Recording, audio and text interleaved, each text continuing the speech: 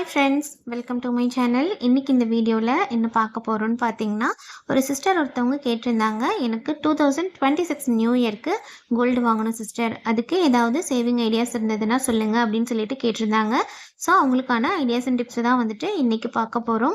இந்த மாதிரி நீங்கள் 1 கிராம், அரை கிராம், 1/4 கிராம் இந்த மாதிரி கோல்டு காயின் வாங்கணும் அப்படின்னு பிளான் பண்ணுறீங்க அப்படின்னா என்ன மாதிரியான சேவிங்ஸ்லாம் பண்ணலாம் அப்படிங்கிறதுக்கான டிப்ஸ் வந்துட்டு இன்றைக்கி பார்க்கலாம்.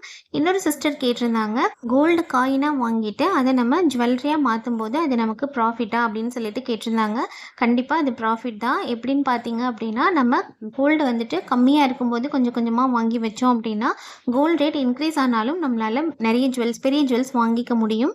ஸோ அது வந்துட்டு ப்ராஃபிட் தான்.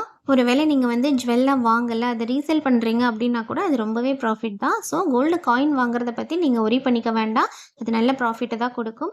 இப்போது இன்றைக்கான கோல்டு ரேட் என்ன அப்படிங்கிறத ஃபஸ்ட்டு தெரிஞ்சுக்கலாம். இன்றைக்கி 22 நவம்பர். இன்னையோட கோல்டு ரேட் பார்த்தீங்க அப்படின்னா 11,630 ரூபா. நேற்றை விட இன்றைக்கி 170 ரூபாய் இன்க்ரீஸ் ஆகிருக்கு ஒரு கிராமுக்கு.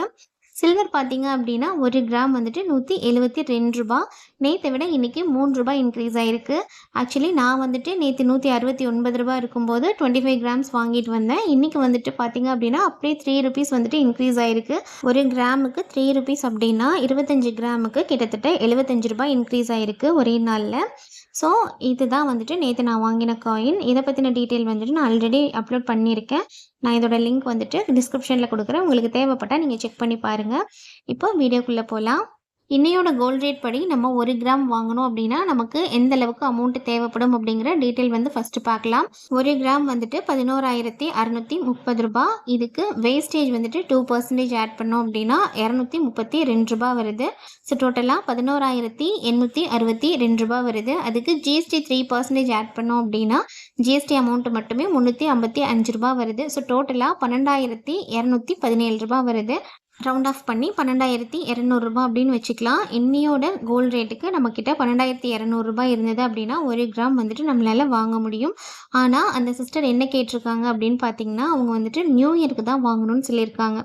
நியூ இயர் அன்னைக்கு கோல்டு வாங்குறதுக்கு என்ன ஐடியா அப்படின்னு சொல்லிட்டு. நியூ இயருக்கு கரெக்டாக இன்னையிலேருந்து பார்த்தீங்க அப்படின்னா 40 டேஸ் இருக்குது. இந்த மந்த்து, அதாவது நவம்பர் மந்தில் இன்னையிலேருந்து கரெக்டாக ஒரு 8 டேஸ் இருக்குது. அதே மாதிரி டிசம்பரில் ஒரு 31 டேஸ் இருக்குது. தென் நியூ இயரை சேர்த்தா அன்னையோட ஒரு நாள், மொத்தமாக 40 நாள் இருக்குது. இந்த 40 டேஸ்க்குள்ளே நம்ம என்ன மாதிரி சேவிங்ஸ் பண்ணலாம் அப்படிங்கிறத பார்க்கலாம். அதுக்கு முன்னாடி கோல்டோட ரேட்டு பார்த்திங்க அப்படின்னா இன்றைக்கி இருக்கிற மாதிரியே 40 நாள் கழிச்சும் இருக்காது கண்டிப்பாக. ஸோ நான் வந்துட்டு இங்கே அப்ராக்சிமேட்டாக கோல்டோட ரேட்டு 1 கிராம் வந்துட்டு 12,500 ரூபாய் இருக்கிற மாதிரி நான் எடுத்துக்கிறேன். ஏன்னா நம்ம கால்குலேஷன் போட்டு எந்த அளவுக்கு அமௌண்ட்டு தேவைப்படும் அப்படின்னு அப்ராக்சிமேட்டாக தெரிஞ்சால் தான் நம்ம சேவிங்ஸ் பண்ண முடியும். ஸோ 1 கிராம் வந்துட்டு 12,500 ரூபாய் நான் எடுத்துக்கிறேன். அதுக்கு வேஸ்டேஜ் அமௌண்ட்டு 2% போட்டோம் அப்படின்னா 250 ரூபா வருது. ஸோ டோட்டலாக 12,750 ரூபா வருது. ஜிஎஸ்டி 3% ஆட் பண்ணோம் அப்படின்னா 382 ரூபா வருது. டோட்டலாக 13,132 ரூபா வருது. இந்த 132 ரூபாவை நான் 200 ரூபா அப்படின்னு ரவுண்ட் ஆஃப் பண்ணிக்கிறேன். ஸோ டோட்டலாக 13,200 ரூபா நம்ம வந்துட்டு சேவிங்ஸ் பண்ணணும். இந்த 13,200 ரூபா அப்படிங்கிறதுல வேஸ்டேஜுக்கான அமௌண்ட்டு அந்த 250 ரூபா வந்துட்டு நியூ இயர் அப்போது ஆஃபர் கொடுத்தாங்க அப்படின்னா 0% வேஸ்டேஜில் நம்ம வாங்கினோம் அப்படின்னா கண்டிப்பாக இந்த 250 ருபீஸ் வந்துட்டு நமக்கு லெஸ் ஆகிடும். நமக்கு ஆஃபர் இருக்கோ இல்லையோ நம்ம வந்துட்டு வேஸ்டேஜுக்கான அமௌண்ட்டையும் சேர்த்தே சேவிங்ஸ் பண்ணிடுவோம். ஸோ அதனால நான் வந்துட்டு 13,200 ரூபான்னு எடுத்திருக்கேன். இதுக்கான சேவிங்ஸ் பிளான் என்ன அப்படின்னு பார்த்தீங்கன்னா, நம்மளோட டார்கெட் அமௌண்ட் எவ்வளோன்னு பார்த்தீங்கன்னா 13,200 ரூபா. டியூரேஷன் பார்த்தீங்க அப்படின்னா 40 டேஸ். இப்போது ஒரு நாளைக்கு நம்ம எவ்வளோ அமௌண்ட் சேவிங்ஸ் பண்ணணும்னு பார்த்தீங்கன்னா 330 ரூபா சேவிங்ஸ் பண்ணணும். கரெக்டாக இன்னையிலேருந்து ஒவ்வொரு நாளைக்கும் 330 ரூபா நீங்கள் சேவிங்ஸ் பண்ணிங்க அப்படின்னா 40 நாளில் கரெக்டாக நியூ இயர் அன்னைக்கு நம்மளால் 1 கிராம் வந்துட்டு கோல்டு வாங்கிட முடியும். இது வந்துட்டு 1 கிராம் வாங்குறதுக்கான ஐடியா. என்னால் 1 கிராம் வாங்க முடியாது, டெய்லி 330 ரூபா சேவிங்ஸ் பண்ண முடியாது அப்படின்னு நீங்கள் ஃபீல் பண்ணிங்க அப்படின்னா 1 கிராம் அப்படிங்கிறத நம்ம அரை கிராமாக மாற்றிக்கலாம்.